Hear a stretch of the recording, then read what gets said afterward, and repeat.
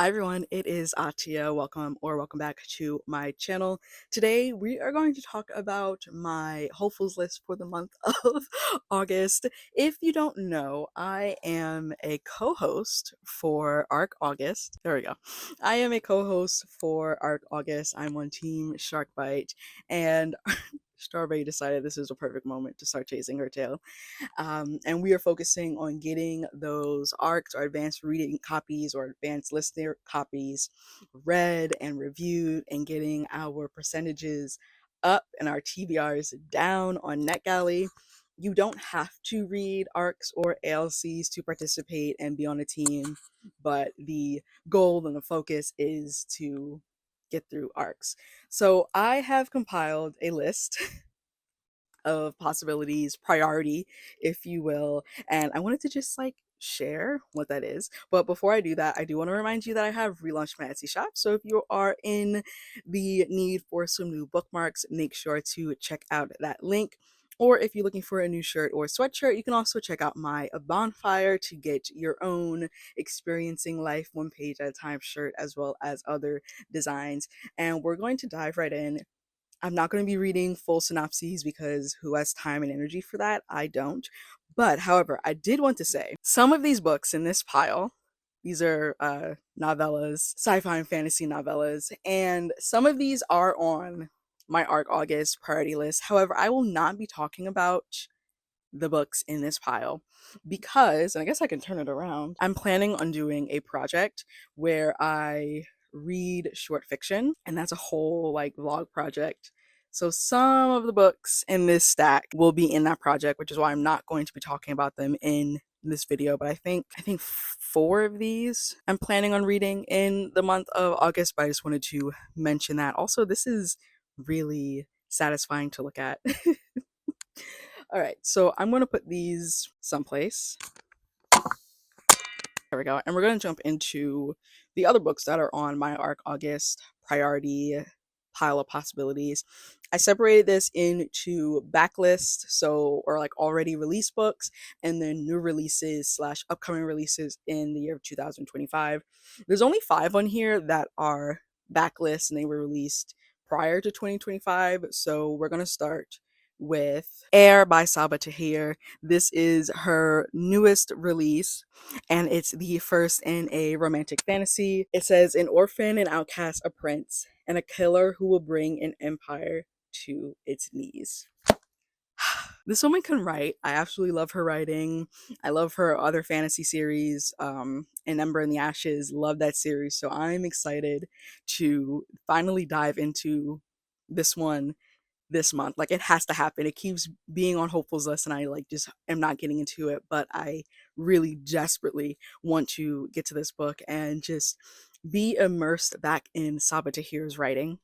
Next up, we have Road to Ruin, which was actually on my summer TBR that I put out a few weeks ago, so make sure to check out that video. And this one, I believe there's a love triangle and something, and it says, an electrifying, gritty fantasy from debut author Hannah Lee that takes a royal messenger on a high-speed chase across a climate-ravaged wasteland featuring motorbikes, monsters, and magic. And I know there's also a prince and a princess who are sending letters, and she's a messenger, and she falls in love with both of them because she has to for some reason she's reading their letters. But so that there's that dynamic as well.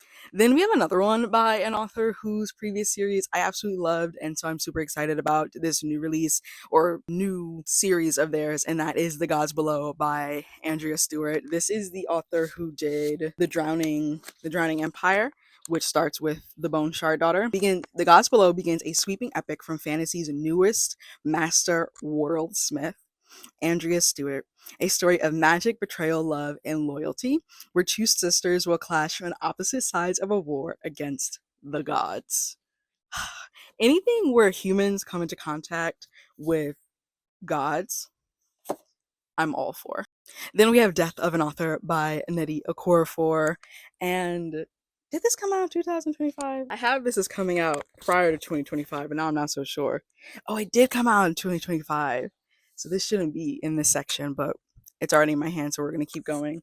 All I know about this one, besides the fact that it's an absolutely stunning edition, is that there's disability wrap and it's like a story within a story, or there's two stories because one of the characters is an author. And it says, in this exhilarating tale by New York Times bestselling and award-winning author Nnedi Okorafor, a disabled Nigerian American woman pens a wildly successful sci-fi novel, but as her fame rises, she loses control of the narrative.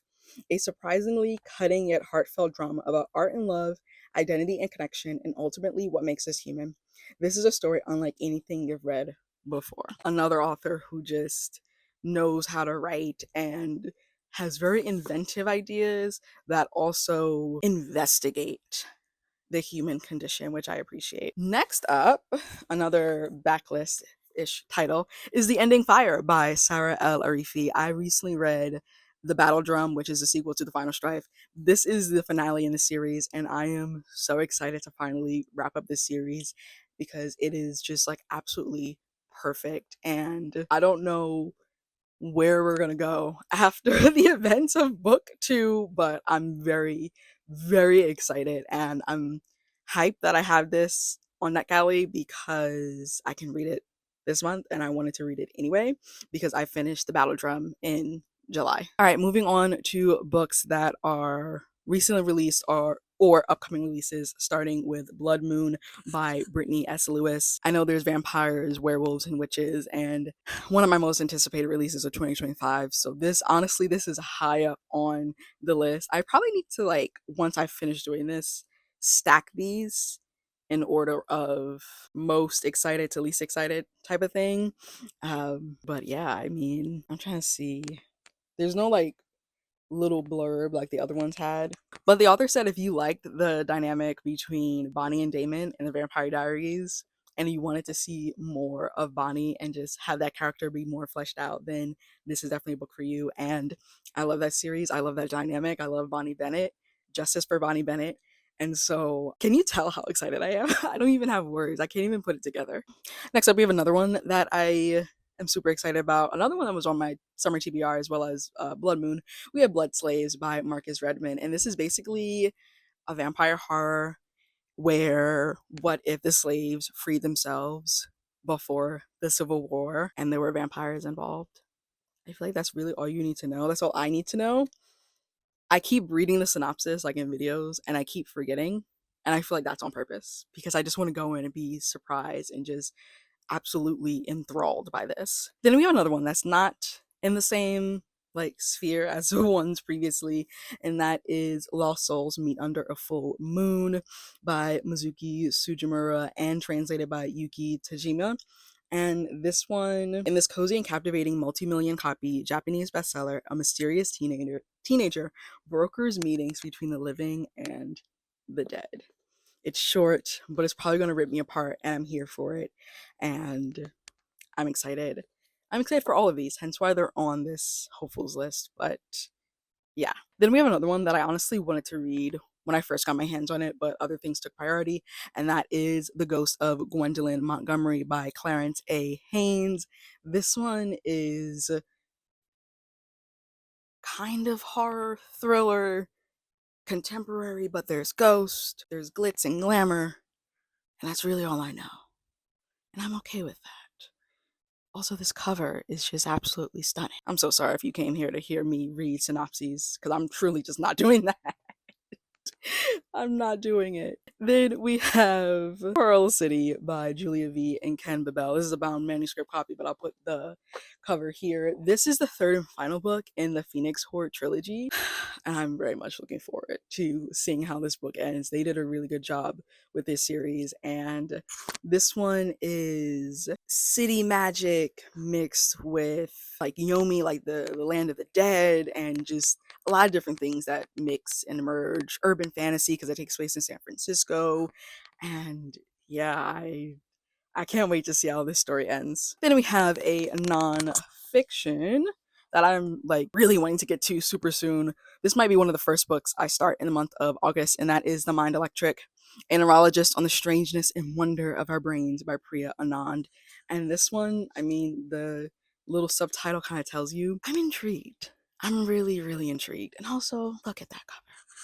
Does it have a little blurb? It does. The Mind Electric shares the strangeness and sheer wonder of our brains and a testament to the wildness inside us all. Neurologist Priya Anand reveals through case studies from her Boston hospital and beyond, alongside history, fable, and memoir, all that the medical establishment has overlooked. The complexity and wonder of brains in health and in extremis, and the vast gray area between sanity and insanity, doctor and patient, and illness and wellness, each separated from the next by the illusion of a different story. So yeah, I just feel like this is going to be a very interesting, intriguing, informative, and heartfelt read that I need at this point in my life. Then we have Vanishing World by Sayaka Murata, who is the author of Convenience Store Woman as well as Earthlings. And this is a surprising and highly imaginative story set in a version of Japan where sex between married couples has vanished and all children are born by artificial insemination. And it takes place with one of the main characters, or the main character and her husband. They decide to go to this place called like Experiment City or Paradise Eden. All the children are raised communally, and every person is considered a mother to all children. Men are beginning to become pregnant using artificial wombs that sit outside of their bodies like balloons, and children are nameless, called only Kodomos-chan. Is this a new world that will purify Amani of her strangeness once and for all? You don't realize how heavy a laptop is until you try to hold it continuously with one arm. Next up, we have Passing Through a Prairie Country by Dennis E. Staples. This is a darkly humorous thriller about the ghosts that haunt the temples of excess we call casinos and the people caught in their high stakes, low odds webs. And this one takes place on the Languili Lake Reservation. Honestly, it's a horror thriller, so I don't actually want to read the rest of that synopsis, but I'm excited and we're just gonna go in and see what happens. Next up, we have Our Vicious Descent by Haley Dennings, and this is the sequel to Our Vicious Fate. Right? Yeah, it's a sequel. I know that, and so I'm not going to read you the synopsis, but know that this is 1920s Black excellence, Black wealth. Vampires are very much a part of this world. People know about them, but they don't want to know about them. Not they don't want to know about them, but they don't want them to exist. They don't want to live alongside them. And there's also a romance between these two friends to enemies to lovers. And it's just like the two of them are on opposite sides of this war that is brewing. Does it take place in either takes place in Harlem or Chicago? I can't remember which one it is, but I'm looking forward to just seeing where the story goes. The first book was a little lackluster, but I'm hoping that the author grew with this second book. Then we have Kiss Me Maybe by Gabriela Gomez. And this says, when a late bloomer goes viral for coming out, she decides to use her newfound fame to get her first kiss with the help of a sexy bartender. This is a sapphic romance that has a little bit of element of like viral virality, is that how you say that, but going viral in the internet and things like that, which is always interesting to see how that comes into play, especially in books and with the rise of book talk and everything. Then we have Audrey and Bash Are Just Friends by Tia Williams. This is a YA contemporary romance. It says scorching hot summer, scorching hot chemistry. Two teens can't forget they're just friends in this sweet, funny, electrifying romance from New York Times bestselling author Tia Williams. Perfect for fans of Jenny Han and Nicola Yoon. So we have a junior class president and a mysterious new senior. And yeah, these two just are like total opposites. And for some reason they decide to date, but not. I didn't realize it was a fake dating situation, so now I'm even more intrigued. I keep trying to put my laptop down, but then I keep needing it. Next up, we have The Hanging Dolls by Ruhi Chowdhury. This is the first book in a new mystery series. It's the Zoe Storm series. And it says, the little girl's body rests gently against the trunk of an old fir tree. Her small hands laid delicately in her lap. From the day she became a such special agent, Zoe Storm vowed to seek justice for the innocent. And for this little angel, her promise burns brighter than ever. I think she's... Yes, so we have Special Agent Zoe Storm and her partner, Dr. Aiden Wesley. And there's 3 symbolic nooses hanging from a branch. And Zoe feels certain that it's a warning that 2 more lives will be taken. So it's also kind of like a race against the clock as well. Then we have The Edge of Water by Olufunke Grace Bankole. And it says, in Ibadan, Nigeria, a mother receives a divination that foretells danger for her daughter in America. In spite of this warning, she allows her to forge her own path, and Amina arrives in New Orleans filled with hope. But just as Amina begins to find her way, a hurricane threatens to destroy the city, upending everything she dreamed of and the lives of all she holds dear. Years later, her daughter is left with questions about the mother she barely knew and the family she has yet to discover in Nigeria. Then we also have another start to a series where there'll be Monsters by LBC Williams, and this is Outer Sphere #1. For fans of Amari and the Night Brothers and the Marvelers, LBC Williams' debut middle grade fantasy is a sweeping adventure filled with monsters, mysteries, and mischief. So we have an 11-year-old Glory Brown. She is desperate for adventure from her family's quaint, quiet life at the light end. Generations of Browns have been stewards of this humble hotel, which acts as a sanctuary in the stretch of monster-filled land called the Seam. But Glory wants nothing more than to learn how to use her moxie, a special magic only kids have, and to train to become a spheronaut, like her mother, exploring and documenting the perilous depths of the outer sphere. And then a mysterious boy appears on a top secret mission. This is gonna be fun, I can tell. I have the ALC for this, and I hope it's good. All right, 3 more books, and I can actually rest my arms after this. The Prince Without Sorrow, which is book 1 of The Obsidian Throne by Maitri Wijesekera. And it says, drawing on inspiration from the Mauryan Empire of ancient India, debut author Maitri Wijesekera plunges readers into the first amazing book of the Obsidian Throne trilogy, a new fantasy series of hunted witches, romantic angst, and political intrigue, perfect for fans of the Hurricane Wars and the Jasmine Throne. Then we have Vera Wong's Guide to Snooping on a Dead Man by Jesse Q. Satanto, another one that is on my summer TBR. So this works perfectly. And Vera Wong is essentially bored after solving the mystery in the first book, but someone shows up asking for help, and her son's new girlfriend is also a detective, and she's like snooping through her belongings and finds out that a body that was found is actually the person that other person that came to her was looking for, and it's like a celebrity or a is it a TikTok star or a highly famous influencer. So yeah, I know it's going to be hilarious, full of heart, full of character, because Jesse Q. Satanto never misses for me. And then the last book in this pile of possibilities is Get Real Chloe Torres by Crystal Maldonado. Another one super excited about. Another author who does not miss. There is a love triangle between these 3 best friends, a road trip. They are kind of estranged, but one of them is trying to get everyone back together.